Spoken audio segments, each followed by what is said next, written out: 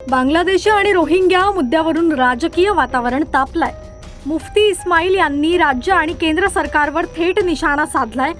Deport केल्यानंतरही Bangladeshi किंवा Rohingya पुन्हा महाराष्ट्र आणि मुंबईत प्रवेश करत असतील तर त्यांची जबाबदारी केंद्र सरकारची, विशेषतः गृह मंत्रालयाची असल्याचं त्यांनी म्हटलंय। बांगलादेश ते महाराष्ट्र या प्रवासात अनेक राज्ये येतात, मग मध्येच त्यांना का रोखलं जात नाही असा सवालही त्यांनी उपस्थित केलाय। पश्चिम बंगालमध्ये वोट बँक राजकारणासाठी बांगलादेशींना पनाह दिल्याचे आरोप हे केवळ राजकीय आरोप असल्याचं त्यांनी म्हटलं।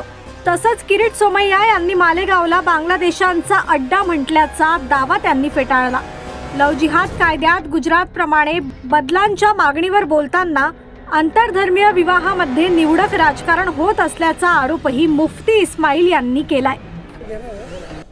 मेरे साथ इस वक्त इस्माइल मुफ्ती साहब हैं। सर, क्या बताएंगे? रोहिंग्या बांग्लादेशियों का मुद्दा इस बार भी यहाँ पर उठाया गया। अभी भी गृह राज्य मंत्री जी ने कहा कि जो घुसपैठी है उनको इस देश हम राज्य से भगाएंगे, लेकिन कई जो लोग हैं वो फर्जी डॉक्यूमेंट्स के आधार पर उनको यहाँ पर छुपाते हैं।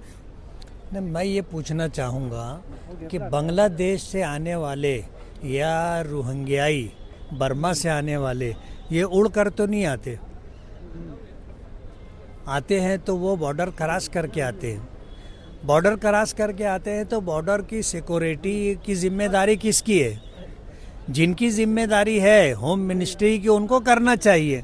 अब अगर वो लोग जो है खुद अपनी जिम्मेदारी पूरी नहीं कर पा रहे, और आज अगर महाराष्ट्र सरकार ये बात कहती है या महाराष्ट्र होम मिनिस्टर ये बात कहता है कि भाई यहाँ बम्बई जैसे शहर के अंदर बांग्लादेशी और रोहिंग्याई हैं, ये तो तुम्हारा काम है ना उनको रोकना।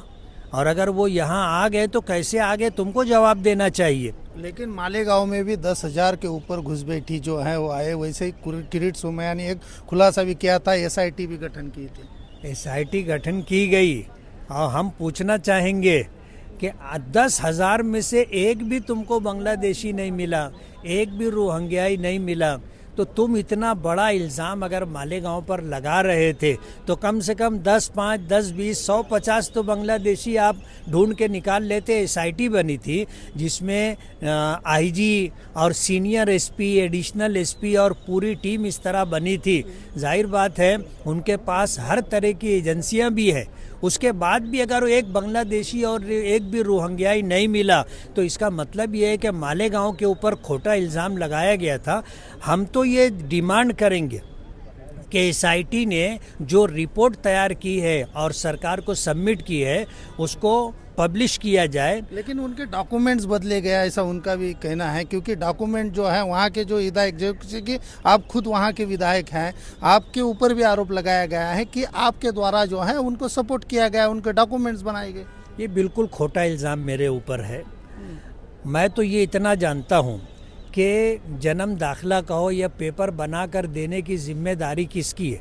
तुम्हारी और मेरी तो नहीं है।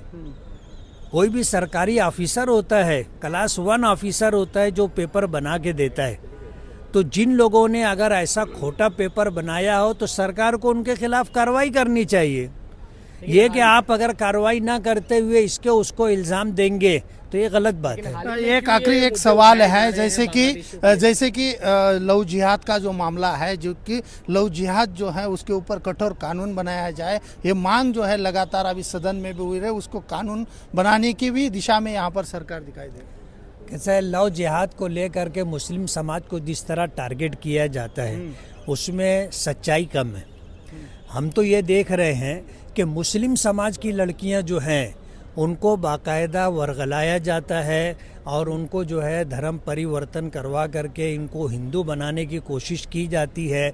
और बहुत सारी देश में ऐसी तंजीमें हैं, NGOs हैं जो बाकायदा उन्होंने इनाम रखा है कि अगर तुम किसी मुस्लिम लड़की का धर्म परिवर्तन कराओगे तो हम तुमको 2.5 लाख रुपया देंगे, 5 लाख रुपया देंगे। लेकिन हिंदू लड़की का नहीं होता है, हिंदू लड़की का धर्मांतरण नहीं होता है, उसको बुर्का नहीं पहनाया जाता है। नहीं, मेरा ये बोलना नहीं है। मैं ये बोलना चाहता हूँ कि जो इल्ज़ाम हम मुसलमानों को दिया जाता है कि हम हिंदू समाज की लड़कियों को मुस्लिम बना रहे हैं, इसमें सच्चाई नहीं। नहीं, लेकिन लव जिहाद के कई मामले तो सामने आए ना, जैसे कि आपके मालेगांव हो, या जैसे कि पुणे के अभी के मालेगांव में नहीं 2 है। दिन पहले की घटना है साहब, 2 दिन पहले की घटना है जो बिगवन में हुई है। हिंदू लड़की नाबालिग होते हुए उसको भगा के लेके गया, उनके धर्मांतरण किया गया, उसको बुर्खा पहनाया गया।